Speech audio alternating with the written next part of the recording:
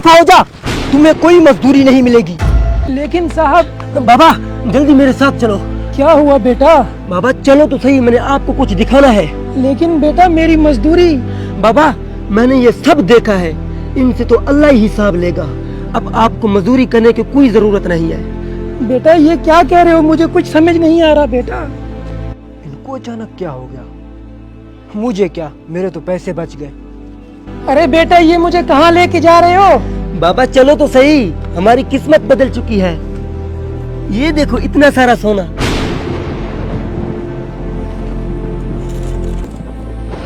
बेटा इतना सोना तुम्हारे पास कहाँ से आया? बाबा जो हमने नई जमीन खरीदी थी, आज मैं उसके अंदर से खुदाई कर रहा था, ये सारा खजाना उसी से निकला है। अब आपको मजदूरी करने की जरूरत नहीं है, हम भी बड़े बड़े घर बनाएंगे और हमारी भी बड़ी बड़ी गाड़ियाँ होंगी। बेटा ये खजाना हमारा नहीं है। बाबा कैसी बातें कर रहे हो, हमारी जमीन से निकला है, हमारा ही होगा। बेटा हमने सिद्दीक भाई से ये जमीन खरीदी थी, उनको जमीन के पैसे दिए थे, खजाने के नहीं, इसलिए ये उसे वापस करना होगा। बाबा आप कैसी बातें कर रहे हैं, हाथ में आया खजाना किसी और को कैसे दे सकते हैं? बेटा ये बात अच्छी नहीं है, चलो हमें उसे वापस करना है। अरे सिद्दीक भाई आप यहाँ पे हैं? अरे उमर भाई आप आज हमारे पास कैसे आना हुआ? अरे सिद्दीक भाई हमने जो आपसे जमीन खरीदी थी, खुदाई के वक्त उसके अंदर से ये खजाना निकला है, यही आपको वापस करने आए हैं। खजाना? अरे भाई मैं पहले ही बहुत गुनाहगार हूँ, मुझे मजीद गुनाहगार क्यों करना चाहते हैं? मैंने आपको जमीन बेच दी थी, अब जमीन और जो कुछ उसके अंदर से निकले वो आपकी है, मेरी नहीं है। अरे सिद्दीक भाई मैंने आपको जमीन के पैसे दिए थे, खजाने के नहीं, इसलिए ये खजाना आपका है, हमारा नहीं, आपको लेना होगा। नहीं नहीं उमर भाई ये खजाना मैं नहीं ले सकता, अगर ये खजाना मैंने आपसे ले लिया तो मैं अपने अल्लाह को क्या जवाब दूंगा, इसलिए ये खजाना आपका है, मेरा नहीं, मैं नहीं ले सकता।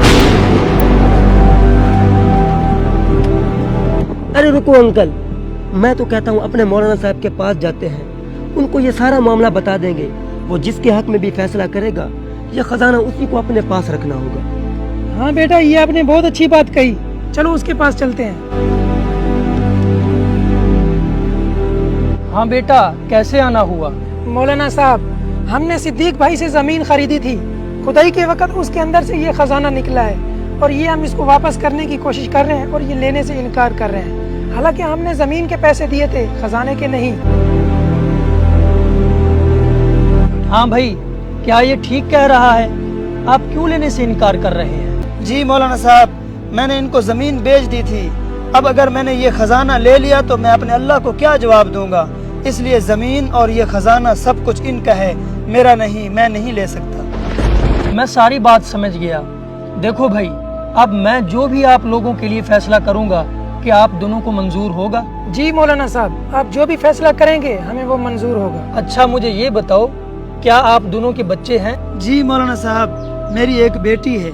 और मौलाना साहब मेरा भी एक बेटा है। देखो बच्चों मसला तो बहुत आसान हो गया, ऐसा करो तुम अपने बेटे की इसकी बेटी के साथ शादी करवा दो और ये सारे का सारा खजाना अपनी औलाद को दे दो। क्या ये मेरा फैसला आपको मंजूर है? जी मौलाना साहब हमें ये फैसला मंजूर है। अरे भैया मेरी बीवी को कैंसर है और मेरी सारी दौलत उस पर लग चुकी है, मुझे कुछ पैसों की जरूरत है, प्लीज मेरी मदद करें। अरे तुम देखा बाबा, मैंने कहा था ना इनसे अल्लाह ही हिसाब लेगा, जो इंसान किसी गरीब पर जुल्म करता है उनसे अल्लाह जरूर बदला लेता है। ये लो पैसे, अपनी बीवी का इलाज करा लेना। याद रहे वक्त बदलने में टाइम नहीं लगता, अगर ऊपर वाले ने तुझे दौलत दी है तो वो तुमसे छीन भी सकता है। कभी किसी मजदूर का हक मत खाना, क्योंकि मजदूर के दिल से निकलने वाली आह सीधा रब के अर्श से जा टकराती है। अगर वीडियो अच्छी लगी हो तो एक शेयर जरूर कर देना।